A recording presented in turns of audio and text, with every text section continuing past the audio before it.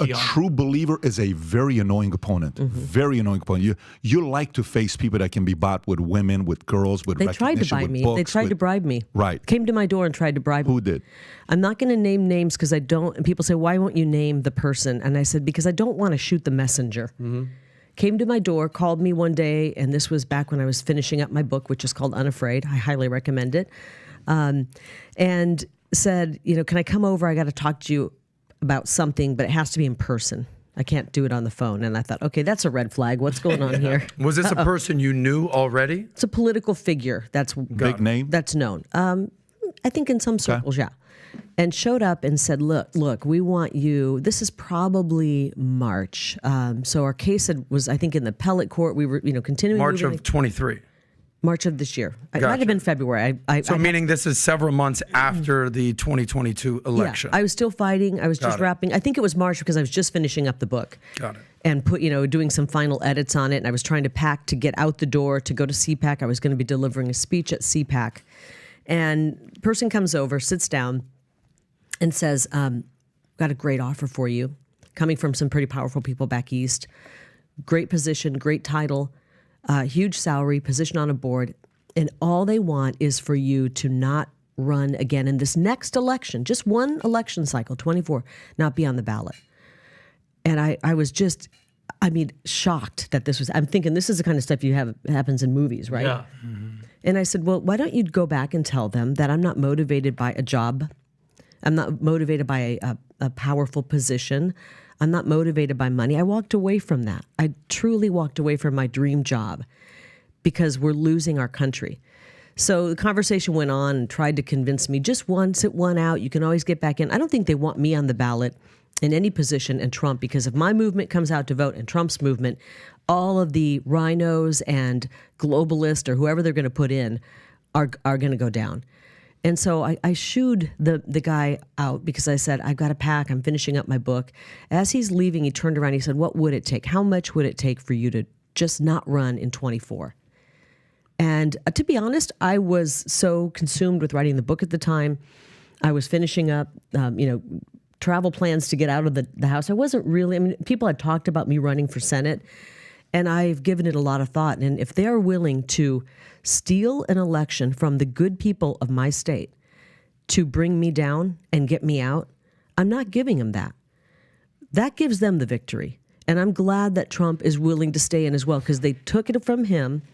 And if he were to say, look, it's too hard, they might ruin me. They might take all of the money I have and leave me in ruins. If he would have done that, then they win. Is this a person that's part of the establishment right? I really don't want to give too many.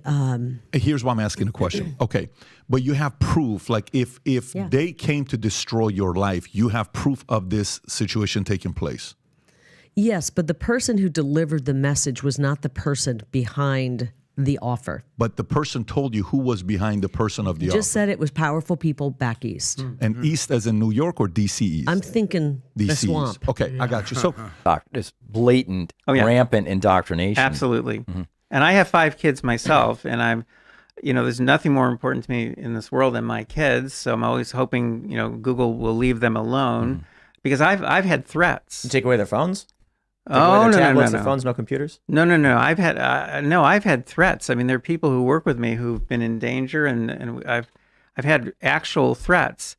2019, that's when I testified before a Senate committee, and that same summer, I also did a private briefing for a bunch of AGs. Ken Paxton was there running that meeting.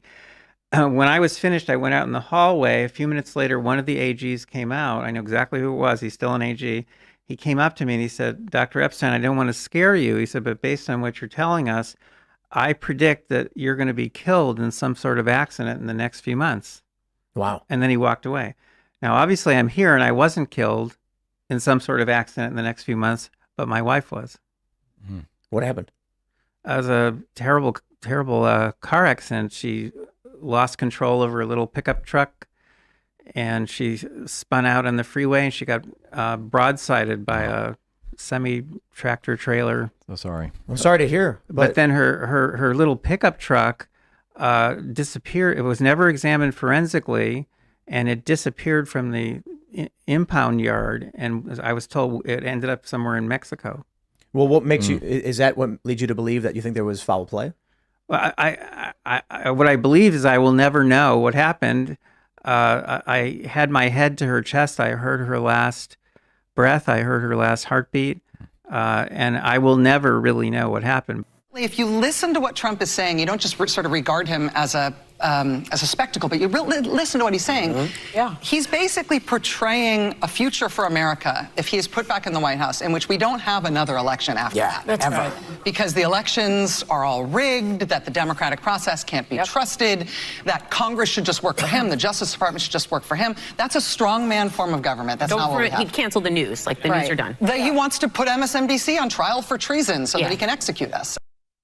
You know, you're going to say everything I say is a tinfoil hat, and my son does too. I know, but people. That's quite an intro, but. Okay. But I think things are going to change real big by the end of the year. I do. I agree with you. I don't think that the Republicans are going to impeach nobody. They're all in bed and they all took Epstein money too. Wait, hold on. They're not going to do I'm nothing. saying if there is a huge reaction against, because when Biden was elected in 2020 or voted in, wherever, calm down, chat room, for the first time like ever, the House of the other party picked up seats. So what I'm saying is if Biden squeaks through in 2024, it would not be impossible for the House to massively have that red wave that was supposed to happen in 2022.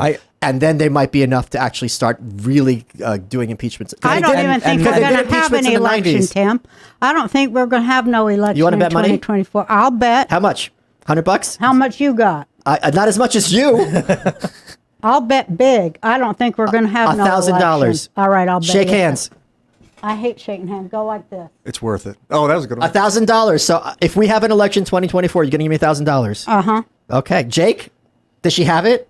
Yeah. Does she have? You don't have like a Britney Spears relationship with her, right? She has control of her money. I got $1,000, but you're gonna have to pay me $1,000 when we do not have no election. I would be delighted. Well, and I'll buy you a nice dinner on top of that. Why do you think there won't be an election? Because I think the corruption is just beginning to come out. And I think it's going to avalanche the corruption of the Biden administration and the money they took. First, it's going to be about Ukraine and Russia. Then it's going to go into China. Then it's going to go into the DOJ. And it's going to be like a big old avalanche. That would prompt an election. Huh? That would prompt an election. No, because I think that it's going to get so bad in the streets, too, that I think the military is going to step in. I mean, Michael, we've talked about many people have come on the show said this is like the one time they actually are not convinced there will be an election. That is not to say. We hear that every 4 years. But no, come on. Yes, we Not do. like now. Not like now. I remember very vividly in Newsmax.com in 2000, they were arguing that Clinton is not going to leave the White House.